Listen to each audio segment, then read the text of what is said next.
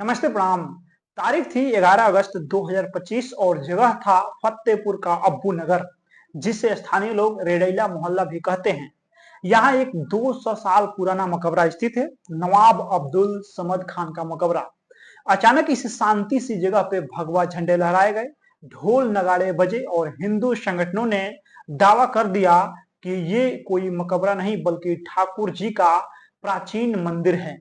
देखते ही देखते माहौल गर्मा गया, सैकड़ों लोग जमा हो गए और भयंकर हंगामा हो गया और भयंकर तोड़फाड़ हो गया। हम इस पूरी घटनाक्रम को विस्तार से जानेंगे आज के इस वीडियो में। इस विवाद को समझने के लिए हमें थोड़ा पीछे जाना पड़ेगा। इतिहास के पन्नों में दर्ज है कि फतेहपुर का यह इलाका नवाब अब्दुल समद खान के शासन काल में बनाया गया था। उनका मकबरा आज भी यहाँ खड़ा है और कई सालों से इसे एक पुरातात्विक और धार्मिक स्थल के रूप में देखा जाता रहा है। स्थानीय मुस्लिम समुदाय यहाँ उर्स और फातिमा जैसी धार्मिक रस्में करता है। दूसरी ओर कुछ हिंदू संगठनों का मानना है कि जिस जगह पे यह मकबरा बना है वहां पहले ठाकुर जी का मंदिर हुआ करता था, जिसे कथित तौर पे मुस्लिम शासकों के जमाने में तोड़कर मकबरे में बदल दिया गया।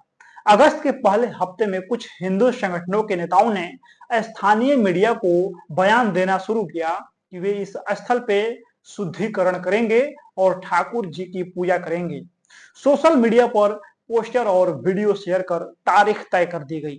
11 अगस्त सुबह से ही इलाका गर्म हो गया। पुलिस ने तिहातन बैरिगेट लगाकर मकबरे को घेर लिया, लेकिन जैसे जैसे समय बीतता गया भीड़ बढ़ती गई।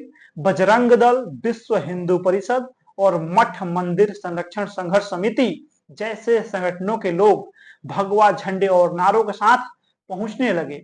माहौल ऐसा था कि कोई भी छोटी सी चिंगारी बड़े टकराव में बदल सकती थी। 11 अगस्त की सुबह फतेहपुर के अब्बू नगर में माहौल तनावपूर्ण था। पुलिस और प्रशासन ने बड़ी संख्या में जवान तैनात किए थे। भीड़ के बीच से लगातार जय श्री राम और हर हर महादेव के नारे सुनाई दे रहे थे। कई लोग ढोल नगाड़ों के साथ आए तो कुछ ने हाथ में भगवा झंडा थाम रखा था। स्थानीय प्रशासन ने भीड़ को समझाने की कोशिश किया, लेकिन भीड़ का जोश थमने का नाम नहीं ले रहा था। दोपहर तक कई प्रमुख संगठन नेताओं के साथ वहां पहुंच गए और बिना अनुमति के पूजा अर्चना करने लगे। इसी दौरान कुछ लोगों ने मकबरे के गेट पे लगे ताले और बैरिकेड तोड़ डाले। जब पुलिस ने उन्हें रोकने की कोशिश किया तो कुछ लोग गुस्से में आ गए और बैरिकेडिंग को धक्का देकर गिरा दिया। भगवा झंडे मकबरे की दीवारों और गुंबद पे लहराने लगे। कई वीडियो में देखा गया कि लोग मकबरे के अंदर घुसकर नारों के साथ झंडे फहरा रहे हैं और कुछ हिस्सों पर तोड़ फोड़ भी कर रहे हैं। इस दौरान माहौल और गर्म हो गया। प्रशासन ने तत्काल लाठीचार्ज का आदेश दिया, जिससे भीड़ चारों तरफ भागने लगी, लेकिन तब तक मकबरे का मुख्य द्वार और कुछ हिस्से क्षतिग्रस्त हो चुके थे। सोशल मीडिया पर ये तस्वीरें और वीडियो वायरल हो रहे थे। इस घटना के तुरंत बाद पुलिस ने 10 नामजद और 150 अज्ञात लोगों के खिलाफ एफआईआर दर्ज किया है। धाराओं में सरकारी संपत्ति को नुकसान पहुंचाने, धार्मिक भावनाओं को भड़काने और गैर कानूनी जमावड़े जैसी गंभीर धाराएं शामिल थी। प्रशासन ने मौके पर एसटीएफ की तैनाती कर दी ताकि स्थिति और न बिगड़े। वहीं पुलिस ने आरोपियों की गिरफ्तारी के लिए छापेमारी शुरू कर दी। इस पूरे मामले में कई वीडियो और फोटो सबूत के रूप में जब्त किए गए, जिनसे साफ था कि यह घटना अचानक नहीं बल्कि योजनाबद्ध थी। एफआईआर में जिन 10 लोगों को नामजद किया गया उनमें से कई के संबंध बीजेपी, बजरंग दल और विश्व हिंदू परिषद से बताए गए हैं। यहां तक कि बीजेपी के जिला अध्यक्ष मुखलाल पाल का भी नाम चर्चा में आया है।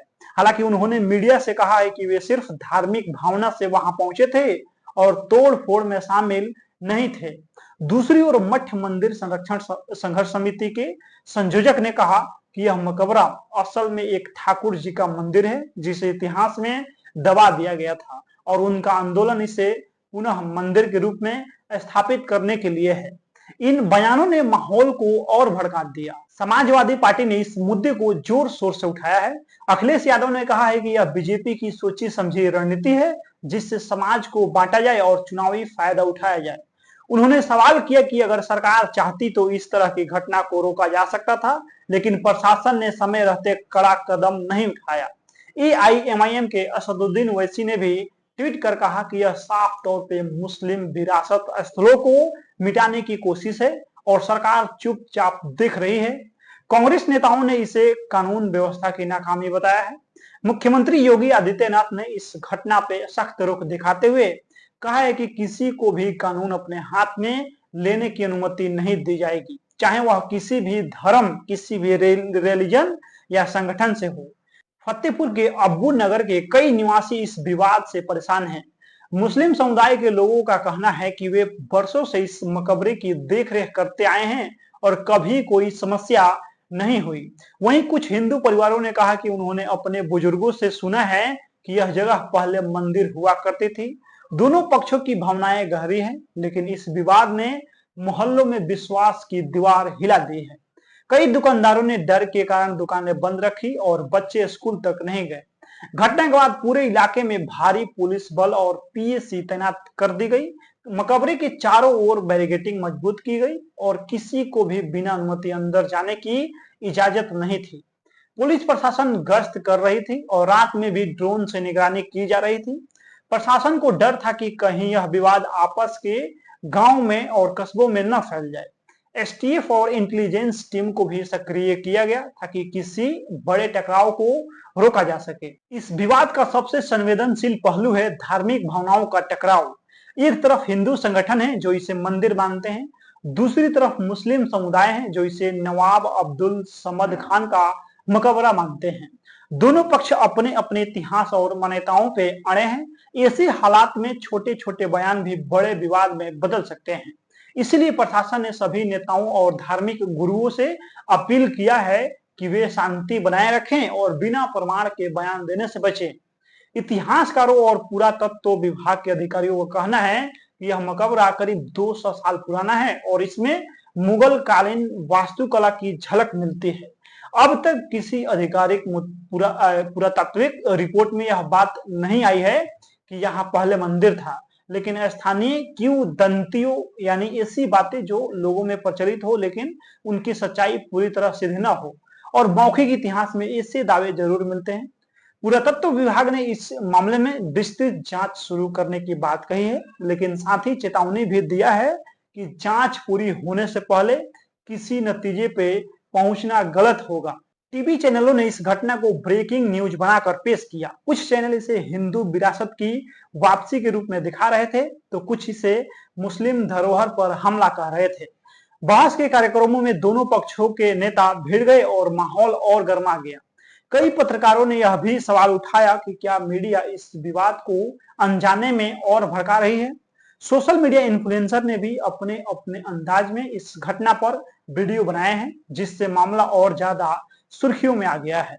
समाजवादी पार्टी, कांग्रेस और एआईएमआईएम ने इस घटना को लेकर एकजुट होकर सरकार पर हमला बोला है।